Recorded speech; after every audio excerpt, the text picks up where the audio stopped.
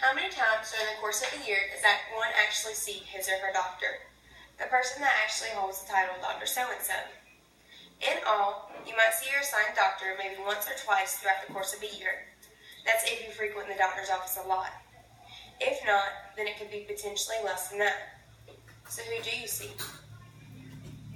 Half the time during a doctor's visit, you will actually see the doctor's physician assistant or the nurse practitioner.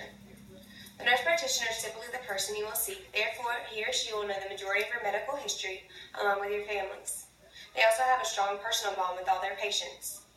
They know how loud you scream when it's time for a shot, or how stubborn you are when it comes to actually obeying their orders. Throughout my childhood, I was the kid that went to the doctor's office very frequently, whether it be strep throat, an ear infection, or some illness they couldn't even describe. Still today, I frequent the doctor's office more than any other person in my family. 99% of the time, I see a nurse practitioner. During that visit, she examines and identifies what's wrong and then prescribes my treatment. I have noticed this not only among my doctor's visits, but my mom's and families as well. You may ask yourself why you see this person instead of your actual doctor. I'm going to explain this to you in such a way that you will understand and make sense. I'll explain the history and background of a nurse practitioner and how they came to be, what their required education and professional requisites are, and the various career opportunities that are available within the occupation.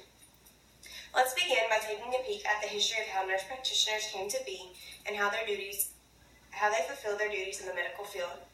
When looking at a career, it's important to look back into the history of the career to see how they came to be, the history behind it, and what the basis of it relies on. Nurse practitioners date back as far as the 1940s in Canada and the United States, but there were different versions back then, known as clinical nurse specialists, or CNSs. Eventually, they took on the role of regular nurses, so as years passed, populations grew and people became sicker, and the number of physicians decreased. Between the 1960s and 1980s, there were several severe physician shortages within the United States and Canada, and this along with an increase in patient illness became the requirements for nurse practitioners. According to Deborah Vanderwater, author of the 2002 Encyclopedia of Aging, in the United States they introduced a new role known as physician assistants. This was a branch of the physicians. In Canada, they just expanded the role of a registered nurse and called this a nurse practitioner or an expanded role nurse. The role of a nurse practitioner still exists today. Times have evolved since the 19th century, as well as disease, medicine, and practice. Therefore, the roles of a nurse practitioner have shifted as well. Early nurse practitioners specialized in analyzing disease, being role models, and establishing relations between patients and coworkers. They also only required on-the-job training, but today times are much different. As told by Dr. Linda Vorbeck, author of the Medical Encyclopedia, published in 2014, nurse practitioners must attend a 4-year college and obtain a registered nurse degree along with a Bachelor's of Science in Nursing. After they have received this certification, they will continue education for 2 to 3 years to obtain an NP license and also in-field training. An individual seeking to become a nurse practitioner must have a state license as well as a national certification through organizations such as American Nurses Association, and the nurse practitioner degree, as of right now, is at the master's level.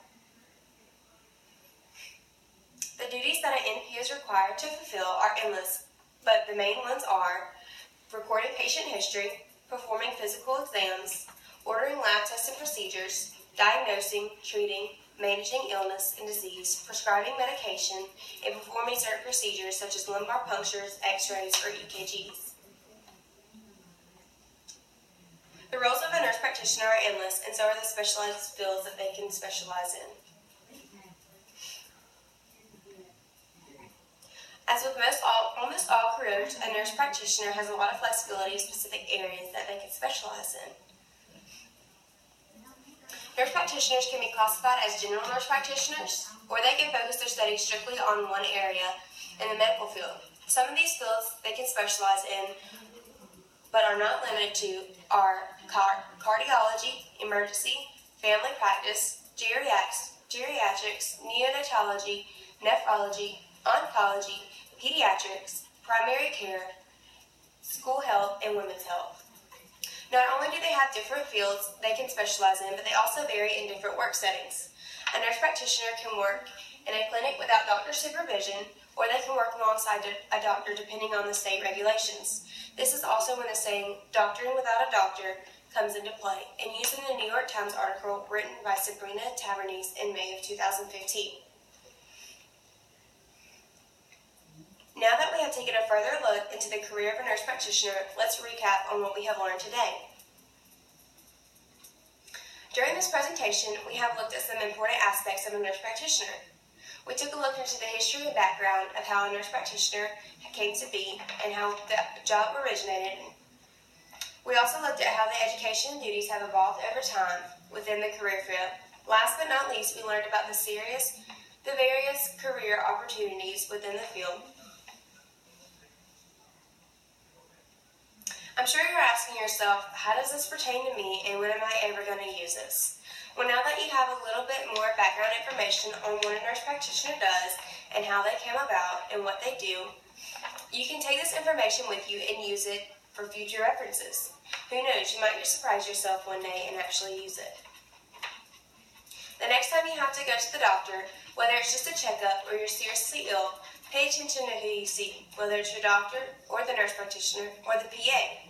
If you want to, you can even take tallies if you frequent the doctor's office that regularly. Who knows, you might surprise yourself at what you find.